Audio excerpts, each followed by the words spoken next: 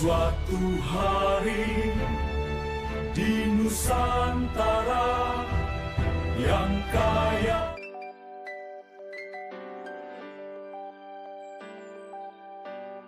Pak D, katanya Indonesia mau swasembada energi, bener?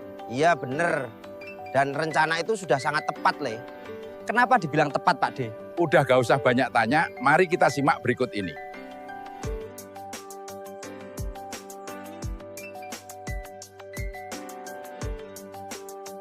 Pemerintah Indonesia terus berupaya mewujudkan swasembada energi, tidak hanya melalui sektor minyak dan gas bumi, tetapi juga dengan mengembangkan energi baru terbarukan. Lihat, Le, ini PLTB. Negara kita sangat potensial untuk dibangun ini, contohnya di Sidrap sudah ada. Lihat Tole, PLTA di Waduk itu sangat mendukung program swasembada energi. Dan kita punya banyak. Ini dia energi panas bumi. Nusantara ini kan dapur raksasa, jadi panasnya melimpah, Le. Burung nuri nemplok di dahan, nyanyi-nyanyi sampai sorean. Kalau energi tak perlu impor-imporan, dompet emak pasti aman bulanaan. Udah Le, biar lebih jelasnya, mari kita simak aja yang berikut ini. Oke, Pak D.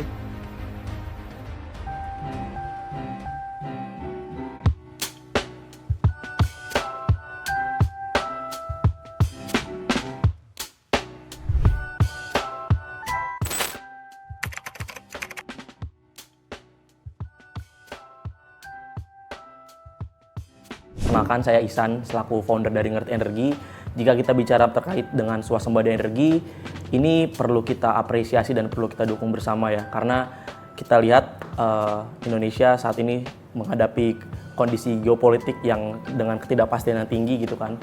Dan terkait dengan swasembada energi, saat ini pemerintah sudah mendorong yang pertama peningkatan lifting minyak nasional. Karena urgensinya apa? Urgensinya adalah penghematan devisa negara. Dan peningkatan lifting minyak ini menjadi sangat-sangat penting untuk menggenjot ataupun menghemat devisa negara. Itu yang pertama. Yang kedua, pemerintah sudah melakukan implementasi biodiesel mulai dari B30, B40, B50 karena memang impor solar ini juga sangat besar sekali gitu, dan implementasi biodiesel ini bisa menghemat devisa hingga 120-an triliun. Jadi swasembada energi ini harus kita kawal bersama gitu.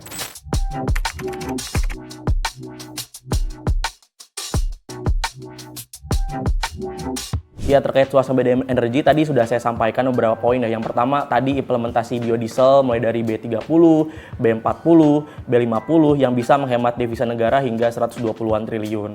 Itu yang pertama. Yang kedua terkait dengan peningkatan lifting minyak, kita juga itu bisa menghemat devisa gitu. Karena kita ketahui bersama impor minyak kita ini sangat besar, sekitar 500 triliunan lebih gitu. Dan peningkatan lifting minyak ini akan menghemat devisa negara yang cukup besar.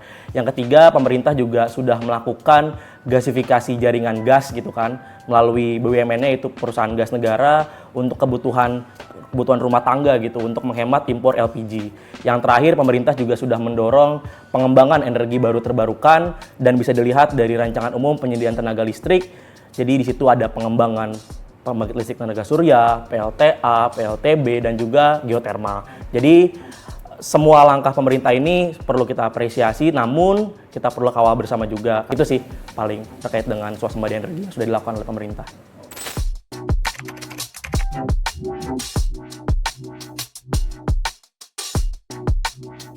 Iya, menurut saya pribadi ya, saat ini pemerintah masih perlu ambisius gitu ya dalam pengembangan EBT, karena bauran EBT saat ini masih hanya sekitar 13-14%. Namun pemerintah sudah mulai menggenjot melalui RUPTL 2025 hingga 2034 yang memberikan ruang bagi EBT itu berkembang sekitar 61% atau 43 gigawatt.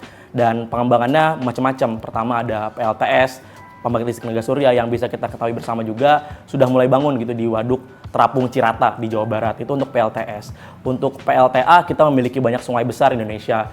Di Jawa Barat mungkin teman-teman tahu juga di situ ada sungai besar, Sungai Citarum. Di situ mengaliri 3 PLTS besar, PLTS Cirata, PLTS Jatiluhur dan juga PLTS Saguling. Untuk panas bumi sendiri, Indonesia berada di daerah Ring of Fire, jadi memiliki banyak gunung api besar dan pengembangan pembangkit listrik tenaga geotermal ini sudah banyak dikembangkan. Di Jawa Barat ada PLTP Patuha, Wayang Windu, di Sumatera ada Sarula, dan juga ada Ulu Belu. Jadi, dan pengembangan pembangkit listrik tenaga Bayu juga sudah dikembangkan di Sulawesi Selatan, Jeneponto, dan lain sebagainya. Jadi, pemerintah masih perlu harus ambisius karena harus meningkatkan mencapai rancangan umum energi nasionalnya sebesar 25%, tapi sudah mulai terlihat di RUPTL tahun 2025 hingga 2034, seperti itu.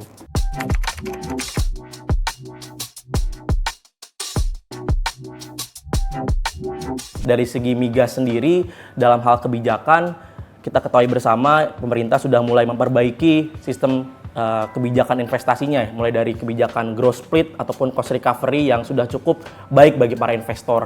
Itu yang pertama. Yang kedua juga pemerintah terkait dengan infrastruktur perlu lagi menggenjot pembangunan kilang-kilang minyak gitu. Dengan hadirnya pembangunan kilang minyak ini harapannya bisa menambah wadah bagi pengembangan BBM dan mengurangi impor gitu.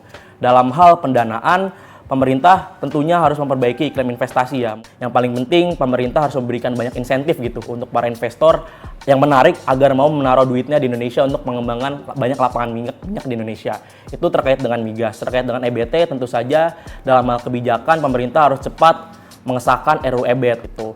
Terkait dengan infrastruktur, pemerintah isu saat EBT ini adalah terkait dengan transmisi gitu. Bagaimana kita bisa menyalurkan power generation yang ada di daerah luar Jawa ke daerah yang memiliki demand atau konsumsi energi yang besar, yaitu di daerah Pulau Jawa.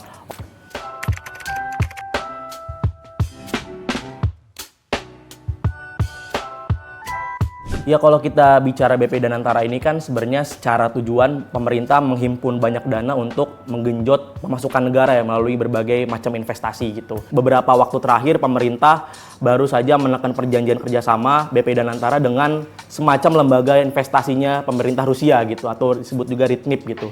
Jadi di situ ada modal yang terkumpul sebanyak 37 triliun dan Presiden Prabowo bersama Presiden Putin juga sudah melakukan perjanjian kerjasama terkait dengan pengembangan nuklir. Indonesia memiliki banyak potensi uranium besar, terutama di daerah Kalimantan Barat. Oleh karena itu mungkin pemerintah mulai melakukan arah investasi energinya di nuklir tapi kita masih wait and see gitu. Yang kedua, selain nuklir, di awal pembentukan BP Danantara juga pemerintah melalui Menteri SDM Pak Bahlil Lahadalia juga pernah menyampaikan akan membangun kilang minyak di Indonesia, mungkin di Balongan ataupun di Cilacap untuk menambah jumlah penyimpanan minyak dari 21 hari ke 30 hari. Harapannya ini bisa mengurangi impor BBM nasional.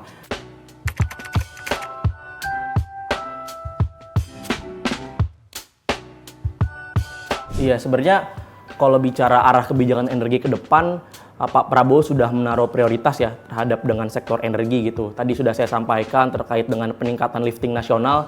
Pak Prabowo ini mungkin sangat-sangat nasionalis gitu ya. Jadi kita berusaha untuk mengurangi impor dari negara luar. Apalagi mungkin teman-teman ketahui bersama juga saat ini ketegangan geopolitik sangat luar biasa gitu. Perang antara Iran dan Israel itu mengganggu rantai pasokan minyak dunia dan membuat harga minyak menjadi tinggi. Dan langkah Presiden untuk meningkatkan lifting minyak nasional perlu kita apresiasi dan perlu kita dukung bersama untuk mengurangi devisa impor. Itu yang pertama. Yang kedua, terkait dengan pengembangan energi bersih dan terbarukan, pemerintah sudah mulai merancang dalam RUPTL 2025-2034 terkait dengan pengembangan EBT, yaitu sebesar 61% gitu. Terdiri dari PLTS, PLTA, PLTB, dan juga PLTP atau panas bumi. Jadi ya balik lagi sih, perlu kita kawal bersama dan pemerintah juga harus tetap memberikan skema insentif atau investasi yang menarik gitu bagi para investor.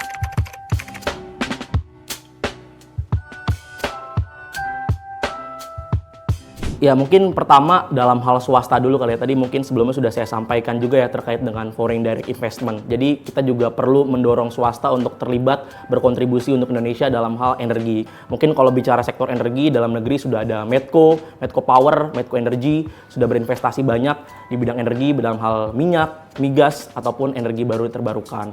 Dan dari luar negeri juga sudah banyak perusahaan-perusahaan luar yang berinvestasi di Indonesia. Namun sekali lagi pemerintah tetap harus menggenjot investasi lewat skema investasi yang menarik. Kalau dalam konteks migas, growth split, cost recovery harus dibuat lebih menarik gitu kan.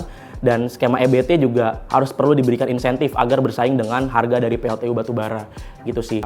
Yang kedua dalam hal masyarakat bisa melakukan peran untuk mengawal dan juga mengkritisi kebijakan swasembada energi ini karena kita juga perlu mengedukasi masyarakat luas. Karena isu energi ini nggak semua orang bisa mengerti gitu kan. Karena memang banyak data, banyak hal teknis yang harus dipelajari gitu. Jadi masyarakat perlu juga mengkritisi dan mengedukasi masyarakat secara perlahan agar mengerti terkait dengan isu energi.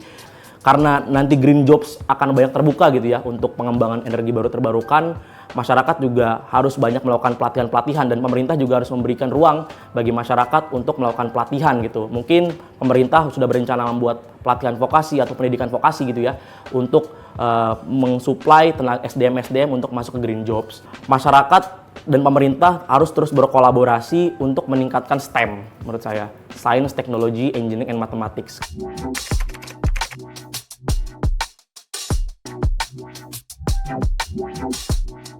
Sebenarnya kalau dalam gerakan lingkungan atau gerakan hijau gitu ya, masyarakat bisa melakukan perubahan budaya atau kebiasaan lah. Mungkin dengan menghemat energi jika tidak sedang memakai, mungkin mematikan lampu jika sedang tidak dipakai, atau jika kita ingin terlibat dalam konteks energi itu sendiri, mungkin masyarakat bisa melakukan energi atau mengisi energi di rumah mereka itu dengan PLTS Surya gitu. Karena sekarang PLTS Surya itu sudah mulai dikembangkan di daerah residensial juga ya, di rumah-rumah, di klaster-klaster perumahan. Jadi mungkin masyarakat jika ingin terlibat dalam gerakan hijau, masyarakat bisa terlibat juga untuk melakukan aksi nyata dalam hal implementasi energi hijau gitu di rumah mereka masing-masing ataupun di perkantoran gitu sih menurut saya.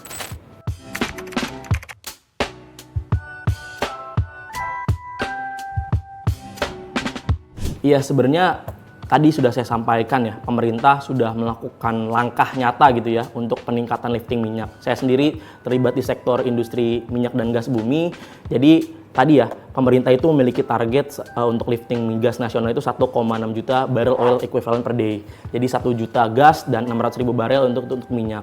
Jadi itu bisa mengurangi lah impor minyak mentah, BBM ataupun minyak gas nasional gitu kan. Jadi pemerintah sudah melakukan perbaikan skema investasi ya tadi yang saya sebutkan, ada growth split, cost recovery gitu kan. Dan pemerintah baru saja kemarin meresmikan lapangan baru melalui Presiden dan Menteri SDM di lapangan Forel dan Trubuk milik Medco gitu di daerah Natuna. Jadi itu menjadi simbol bahwasannya pemerintah serius gitu untuk meningkatkan lifting nasional. Selain blok Forel dan Trubuk juga banyak blok-blok existing yang besar lainnya gitu ya, seperti blok Rokan, ada blok Cepu gitu punya Exxon, terus juga ada blok Masela punya Inpex dan partnersnya, dan ditemukan juga Indonesia ini masih memiliki banyak cadangan gas di daerah Papua yaitu di blok Gaya. Jadi Indonesia ini masih sangat menarik lah gitu untuk lakukan investasi di sektor industri minyak dan gas bumi untuk meningkatkan lifting nasional. Harapannya pemerintah bisa serius dan bisa memperbaiki skema investasi agar perusahaan-perusahaan luar negeri bisa masuk ke Indonesia dan bisa membantu swasembada energi di Indonesia gitu sih.